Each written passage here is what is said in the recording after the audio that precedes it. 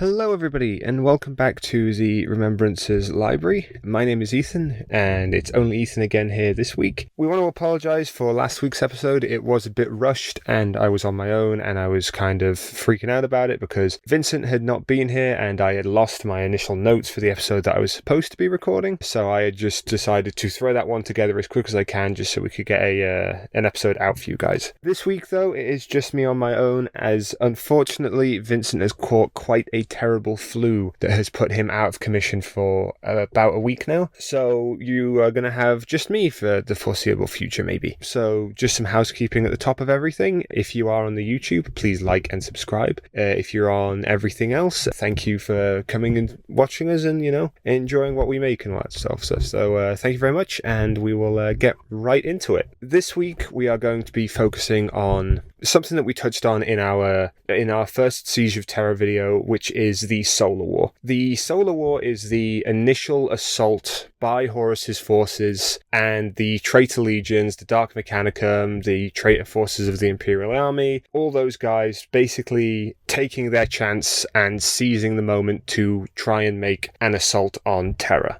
Because of that, battles and wars erupt across the Sol system, leading to millions of deaths and just destruction across the system itself. So we're going to get right into that. We're going to talk about that today. At this point in time, the Emperor is knee-deep in his webway project. He is trying to get the webway set up so we don't have to use the warp anymore, don't have to worry about, all those nasty things that dwell in the warp. Because of that, Rogal Dorn has been left in charge of defending Terra from the approach of Horus. And as I mentioned last time, Dorn has set up a myriad of defenses across the entire system. Pluto and Uranus are armed to the teeth. Mars is currently got a blockade due to the mass amount of Dark Mechanicum forces that are on Mars, but also in the skies around Mars. So it's just a whole big mess. And due to the Battle of Beta Garmon going in the way of Horus, the Battle of Beta Garmon, which we will talk about in a later episode, because of the Battle of Beta Garmon going in Horus's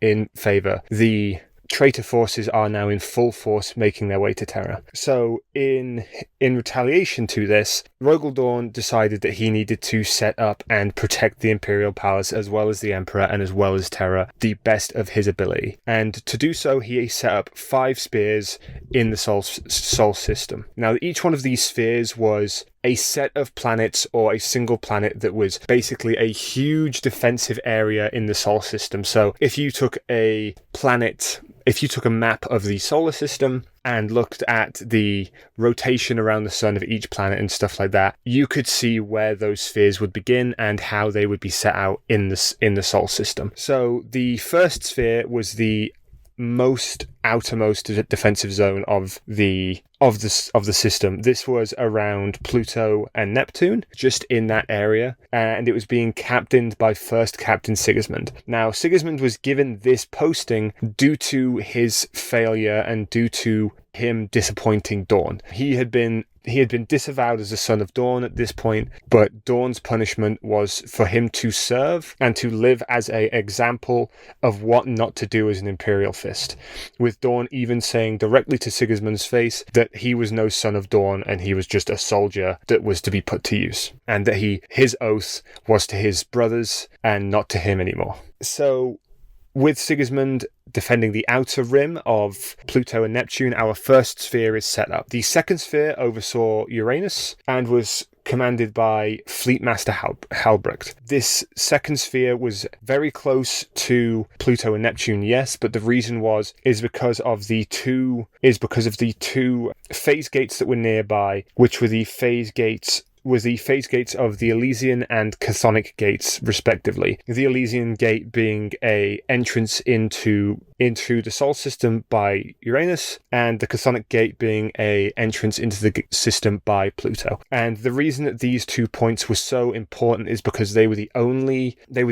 2 gates outside of the Sol system that allowed warp travel. As due to the Mandeville points due to the Mandeville belt around the galaxy, around the system, it made it near impossible for anybody to warp into the system. And the reason being is because the Mandeville point was the outermost edge of the sun's gravity, which was keeping the planets aligned and everything like that. But due to that, warp travel could not be as easily maintained in the solar system as possible due to the gravity of the sun. And going back to the spheres, the third sphere oversaw the Jupiter region, and the reason that the third sphere contained only Jupiter was because Jupiter was essentially a massive shipyard and a massive collection of hive worlds, of building areas, material gathering, population centers, all that sort of stuff.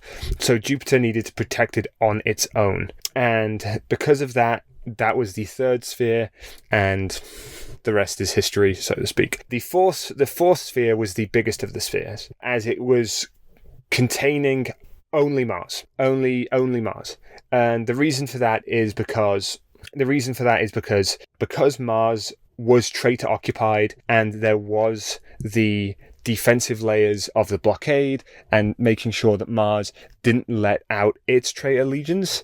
It had to be a very large and very well defended sphere in this system that Dorn had created in this time. And of course, getting into the last sphere was the most important, the most heavily defended, and that was Terra and Luna. And that was being overseen from the Phalanx combined with the Bahab Bastion on Terra, and these two centers controlled everything that was going on, with the Phalanx being the main defense force overseeing Terra, Luna being its own defense force that was trying to protect Terra with a large blockade and a large ring around Terra, including Luna. And it was essentially, if this was the last stand, then they were going to throw everything that they could at Horus and his legions and every traitor that was coming along. As I mentioned before, Rogal Dorn had set up huge amounts of defenses, and the reason that he had set up defenses in such a way, he had set up essentially a slowdown mechanism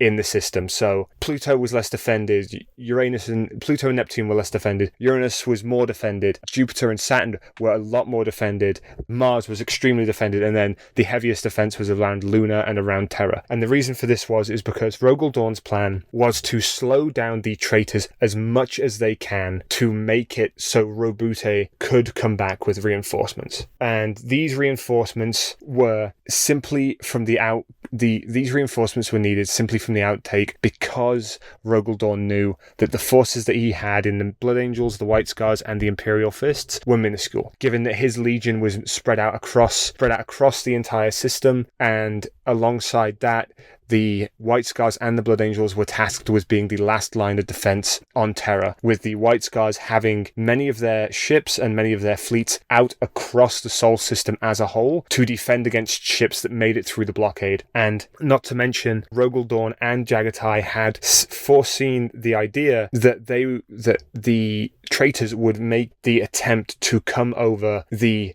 system's disk, so basically coming in from the top of the Sol system and then bomb diving in to these different places, which turned out to be completely true, as the Thousand Suns word bearers and a majority of the Dark Mechanicum that were out of system attempted this. But due to this, there were massive ship battles, huge navy battles across the entire system because of these attacks. Due to this, the any planet that had orbital defense platforms and other armored bastions were being mainly targeted by these ships to try and lessen the defenses, as the other traitors began to push through from Uranus and Pluto to try and get to the center of the Sol system. So we're going to talk about the first sphere right now. The first sphere, as I mentioned, did include mainly Pluto, and because of this, Aximand, so Little Horus himself, had moved on Pluto. He had been tasked with taking Pluto. But one of the main issues that they had was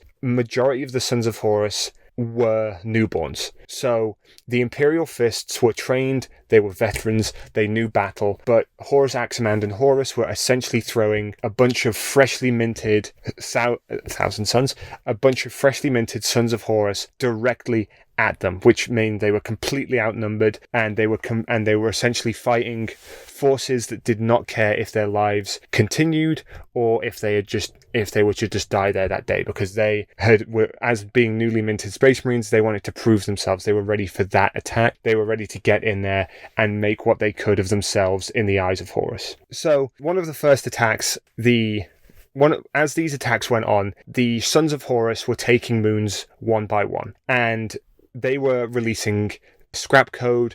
They were getting the guns to turn on one another. So from the battle barges and the space frigates and everything like that, it eventually became a thing. It eventually became a sight that all of these moons around Pluto were just firing on one another. It was just barrages of artillery moving from one moon to another. And seeing this and realizing that they were starting to lose the moons, Sigismund ordered a retreat, which was something that had been planned for. They had set up a trap with the Mechanicum to signal this retreat, because what they were hoping to do was they wanted to pull as many Sons of Horus, as many traitor forces as they could onto the moons, into areas around the moons that would basically keep them as close to Pluto as possible, to stop as many of them being able to push further into the solar system as they could. And one of the ways that they did this is they took the moon of Kerberos, which was one of Pluto's moons. In the reactors across the planet, the Mechanicum had set up the power reactors with data code, with scrap code, with whatever you could use, and they had set it up so the power reactor complexes would overload simultaneously all at once. This simultaneous rupturing of all of these power plants, these power banks, all of this power being released from Kerberos, caused the moon to erupt and tear itself apart, which, if reading the Solar War is anything to go off, was quite the spectacular and horrifying sight at the same time. Sigismund, seeing a moment to get back and push back these traitors as much as he can, he span about his fleet and moved them back to the scattered and reeling forces of Horus and Lil Aximand. So Aximand and Sigismund would come to a duel on Lil Horus's ship. In this, Aximand would go against and end up slaying one of Sigismund's brothers. And Sigismund, in this moment, believed that he was going to die alone, and he was going to die forgotten. He was going to be forgotten because of his failure to keep his oath to Dorn, because of Dorn basically pulling him from Imperial records due to what he was doing. But that never happened.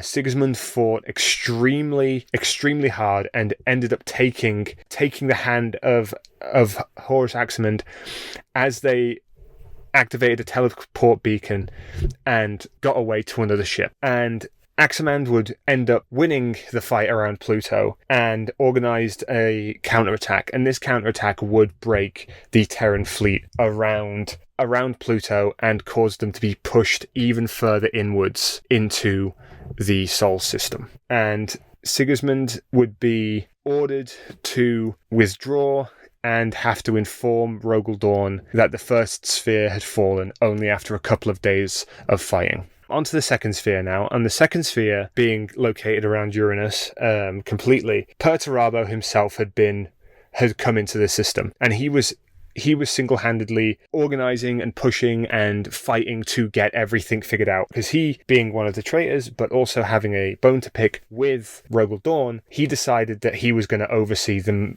majority of the fights in the Sol system. He would bring 4,000 vessels through the Elysian Gate and direct them at Uranus. Halbrek, at this moment, having expected this, with Dorn's plan, knowing that they would come through the Elysian Gate, they had set up 27 fortress moons with sniping positions. There were hundreds of gun platforms pointing at the arrival points of the Iron Warriors' vessels, and basically just the moment that they came through, they had shot at them the moment they could, creating kill zones by also using minefields. They had essentially boxed in Perturabo and his fleet.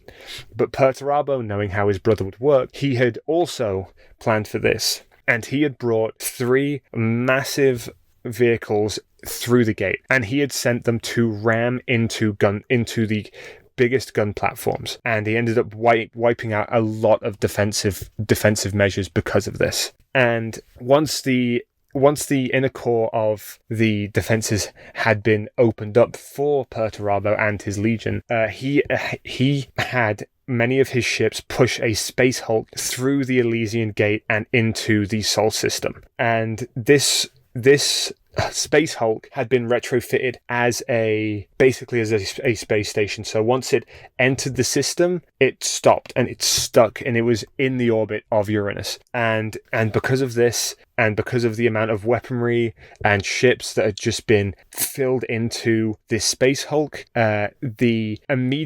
almost immediately as it had appeared, 3 moons were wiped out, and the Iron Warriors basically started closing in.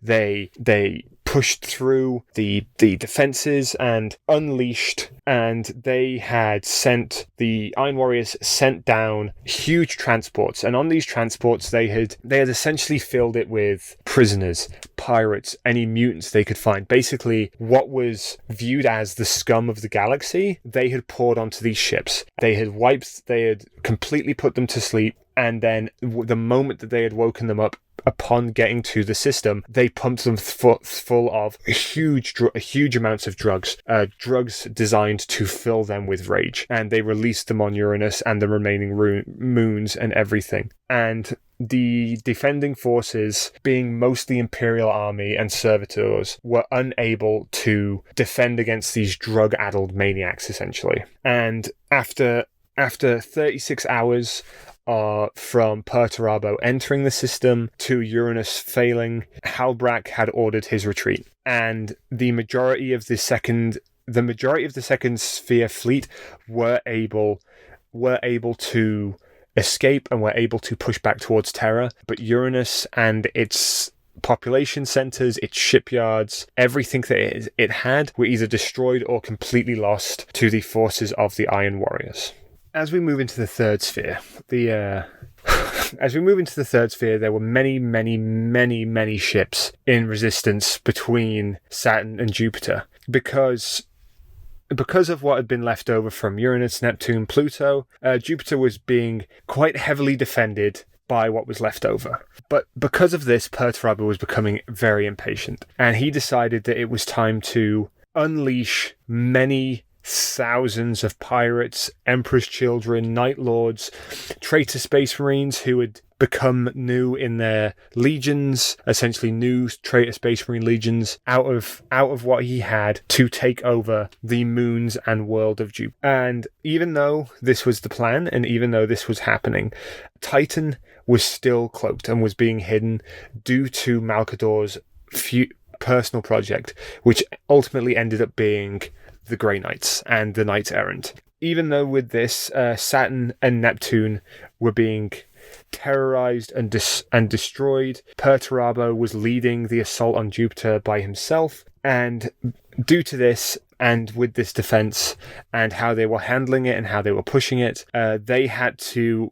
eventually lease ground to Perturabo and give up Jupiter and give up Saturn over to the traitors. It was a very short, very bloody fight between these two powerhouses, but ultimately the traitors won out due to the fact that they just didn't have the forces, and Perturabo was fighting a little bit dirty. Now, as we get into the fourth and fifth spheres, this is where it becomes a little bit more aggressive of tactics and a bit more underhanded. As mentioned before, many ships were being held above the galactic disk, and they were above it. They had got through. They were waiting for the moment to strike, but they were not going to strike.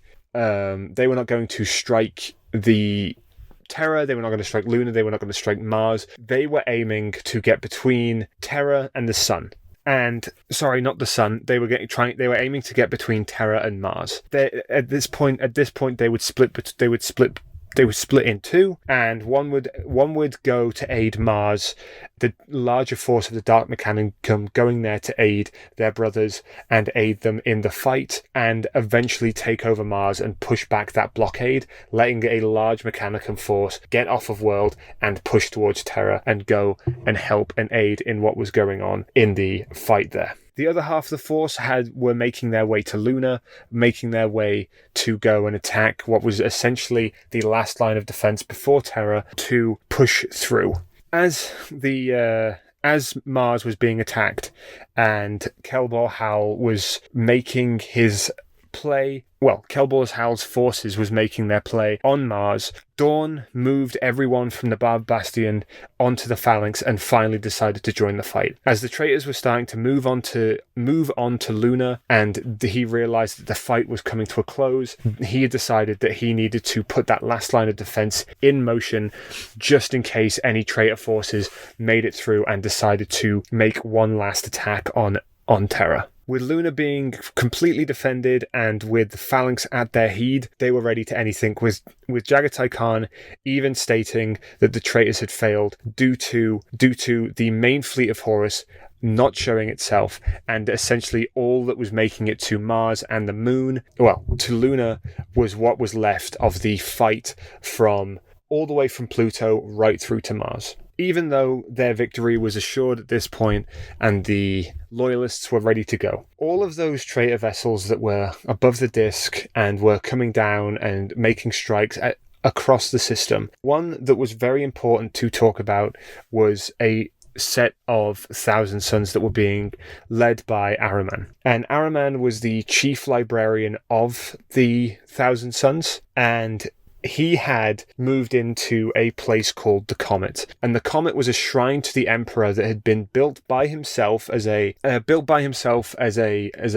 victory during the Unification Wars. But what had happened at this point was the word bearers had moved in at some point and decided to make a shrine to the Emperor. But after the telling off they got from the Emperor for supporting him as a god, Lorgar decided that they could make it a ritual point. And this ritual point was a very specific ritual.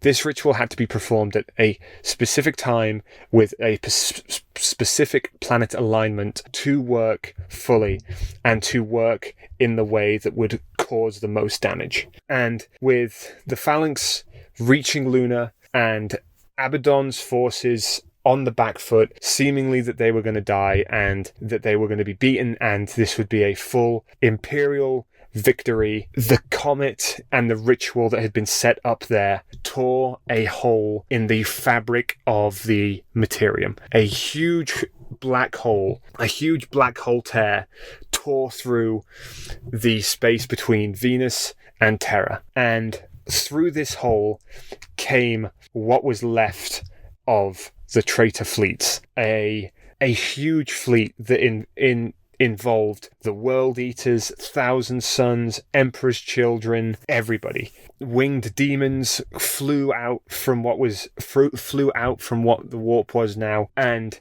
leading this vast and huge military force were three demon primarchs. It was Angron, Fulgrim, and Horus leading their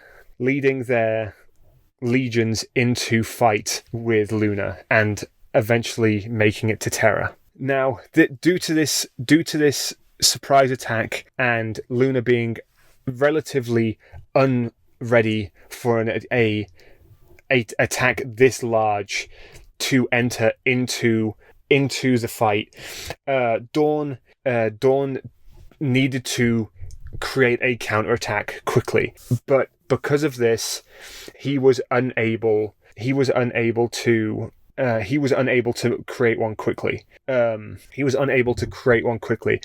he was too distracted by the fighting.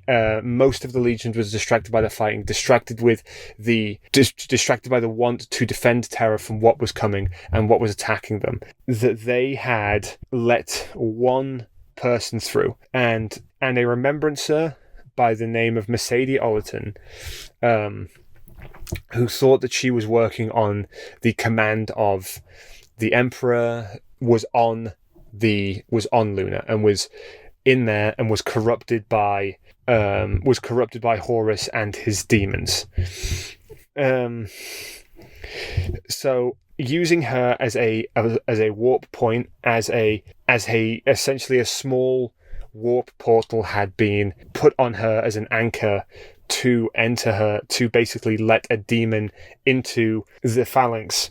A demon was released into the bowels of Rogal Dorn's starship and just started causing madness. Causing madness, causing people to go mad, making Dorn having to fight him one-on-one.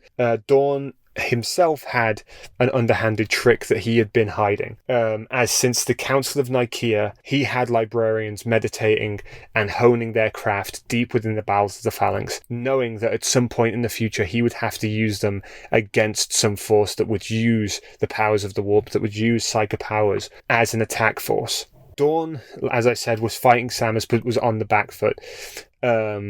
And because of this, he had nothing to do. He was trying to keep this back. It was force against force, fight against fight. But even with this, Mercedes Ollerton knew that she had done bad, and she knew that she needed to do something to stop this from happening. So she threw herself into the reactor on the phalanx, which closed the portal on the ship, stopping Samus from being able to bring demons through and securing the phalanx. But because of Dorn being unable to heed the fight and head it and make everything work the way that was intended, Luna fell. And with Mars rapidly sending its Mechanicum forces off-world to aid Horus, the only thing that they had to do now was push back to Terra. And the majority of the fleet that had been sent out, the majority of Dorn's plans, the majority of Sigismund's fleet, Helsbrecht's fleet, everybody made their way back to Terra, docking in the atmosphere of Terra and preparing the throne world for the arrival of Horus and his legions. That's it. Thank you guys for listening. Again, sorry for my lack of being able to do this. I'm sure that Vincent was a lot better than I was doing this, but thank you for listening. If you are on the YouTube, please like and subscribe. If you're everywhere else, please download, like what you see, because it really helps us out and it really helps us make more stuff for you. And hopefully Vincent will be well again soon and we can get a bit more into the routine that we've been doing before. So thank you guys, and bye.